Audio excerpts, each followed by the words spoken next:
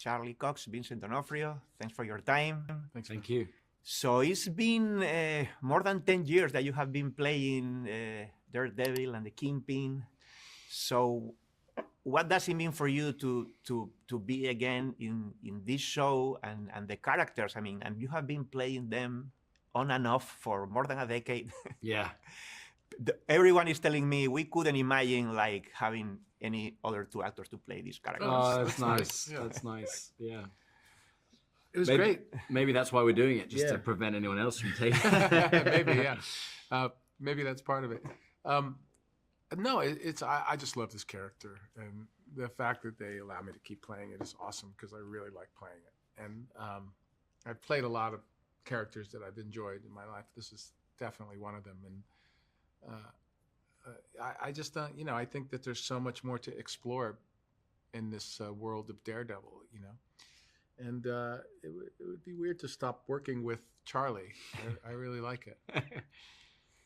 And Charlie, did you approach this time the character differently? What is different from specifically the 3 seasons that we saw? No, not really. It's the same character. Obviously, he's been through a lot since the beginning of our show back in 2014, 2015. And those experiences have changed who he is fundamentally.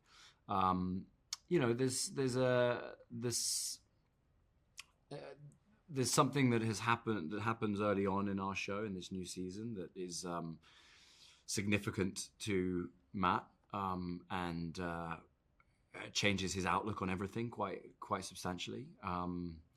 And that leads him down a path that is different from the Matt Murdock that we've become accustomed to. So it was fun to explore that, but essentially, underneath it all, he's still the same. He's still the same man, battling the same demons and trying to reconcile his identity. So, Vincent, I believe that in the first season or 10 years ago, you had like to put weight on to play this character, and you took it a different approach this time, thanks to like a suit that makes you bigger. So can you tell a little bit about that? And also I would ask if those times where actors had to go through radical changes, physical changes, are gone, or what do you think? No, I don't think they're gone. I think that most actors, their mentality is that they need to somehow find a skin to wear for a character, metaphorically, And I think that some of them choose to do really drastic things. I've done it before in my career. I think one of them was health reasons. Like what happened with the original Daredevil show is it took us so we spent what was 10 months, sometimes longer, between seasons, right? The idea of carrying it for the weight for those 3 seasons, that was tough. And I of course did films in between and then would have to play the characters with that weight on and stuff. But it's something that I just thought, okay, I was looking at Thor and I was seeing what he was like when Thor took a sabbatical and just drank all day, and his body changed. And so I just thought, wow, they're doing really good. It works, So I thought I'd check out what the fat suits and the new muscle suits are like. And so I tried it in Hawkeye, and it felt good. And then I thought I would do the same in Echo. So I started to say, okay, I'm going to shed the extra weight that I put on. So I've been slowly, in the most healthy way that I can, to drop the weight and get back in full shape. Okay, thank you very much, guys. Thanks for your time. Thank you. Nice to meet you. Justin, Benson, Aaron, Moorhead, executive producers and directors of Daredevil Born Again, right? So why Born Again?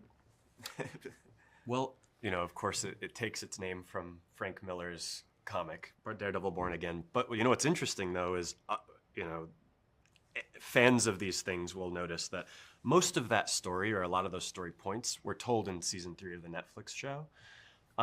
However, first off, this is a spiritual successor to the Netflix show, and so it really does feel like it's born again. And there's this theme that we're exploring, where something happens in the first episode where Matt has, I'm trying to be a little vague, but has a crisis of faith. It wonders if he's still worthy.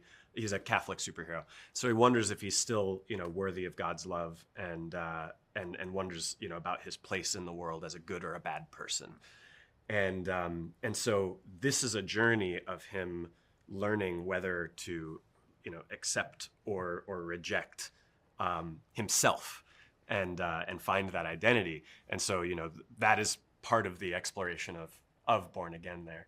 There's also probably 5 more answers. It's a kind of a deeply layered reason for that. But I mean, one thing that's kind of interesting though is that we ended up using some of the visual characteristics of the Born Again, Frank Miller's Born Again, in this. And specifically, it's very odd to say because we're talking about from comic panel to screen, but lighting.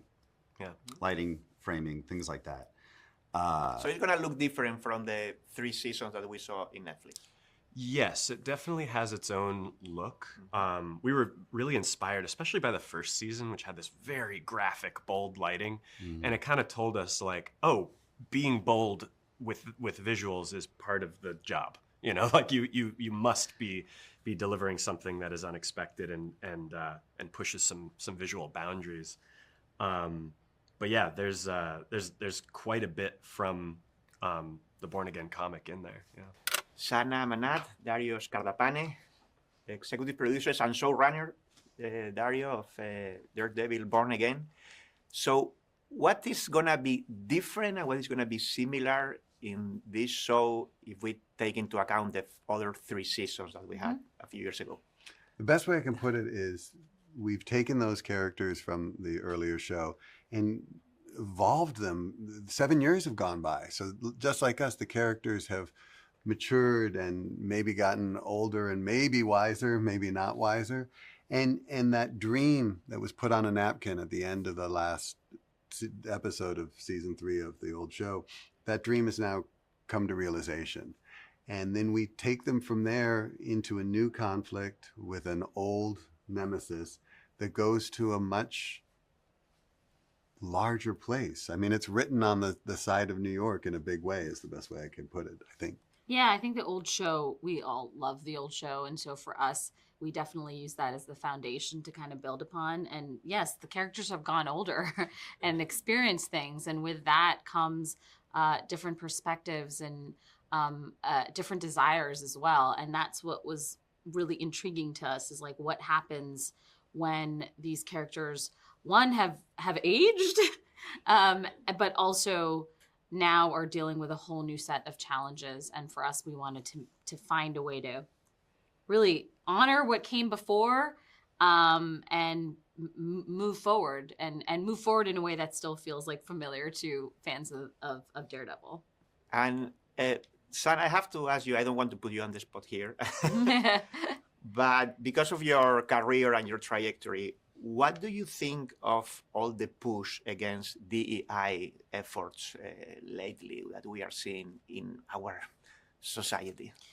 I mean, it's hard really to wrap my head around all of it because everything's happening so quickly. I think my focus is on telling stories always that are real and authentic, and that comes in many different shapes, sizes, and forms. And that's all I can do as a storyteller and as a creator, because my hope and my intention is to share experiences like mine, to share experiences like Italian-American Taria Scardapane, and to find the connection that we all share, despite all of our differences. And I'm going to continue to fight for that. And story is a great place to talk about those distinct experiences. And New York is a great place Yes. to create stories that bring together an incredible range of people. And I think that's what we're trying to do as best we can. Yeah. And there's voices like ours, and there's voices like, so many of my colleagues and friends who are out there doing the work, and we're going to continue to do the work and show the world for what it is, which is a diverse, beautiful, and hopefully unified place, I hope. Yeah. Brad Winderbaum, head of TV for Marvel, right? Yeah. So this show some years ago, we had 3 seasons with Netflix, and now it's coming to Disney Plus. Yeah. Does it make a difference in the process of creating the content? Like creating content for Netflix is somehow different from creating content from more of an in-house like Disney Plus. Or... You know, I was when the original shows were being made, I was a feature producer, working for Kevin Feige, making movies like Ant-Man, Thor Ragnarok, and Black Widow, and some others. And you know, I was able to watch those original shows as a fan and love them so much. So the opportunity to bring them into the MCU officially and bring these characters back was just the most exciting thing in the world to me. I didn't care who it was for, whether Netflix or Disney Plus or whoever. The fact that I had the opportunity to do it was the thing that drove us all. And there really was no limit. I mean, Disney let us tell the best story we could possibly tell, and that is a grounded, oftentimes violent, very intense story. So there really were no limiters on us. Why Born Again? What does it mean, Born Again? As you watch the show, you'll learn that, you know, there are events that happen to him that force him to make some decisions that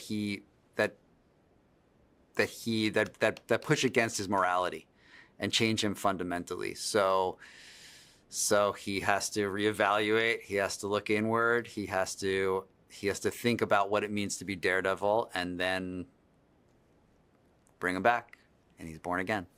And obviously, we have the other Defenders. Would you like to have shows for them? Is there something in the pipeline? What can you tell me? Well, I can't tell you much, only that the way you feel about those characters is the same way I feel about those characters. I think that it would be really exciting to see many of those faces back on screen. Which one do you think has more chances, or you like the best? I can't say which one I like more than the other. But I'll tell you this: I'm very excited that Frank Castle is in the first season of Born Again. Okay, that's a good one. What about Jessica Jones? I love Jessica Jones. I love Kristen Ritter, and I think that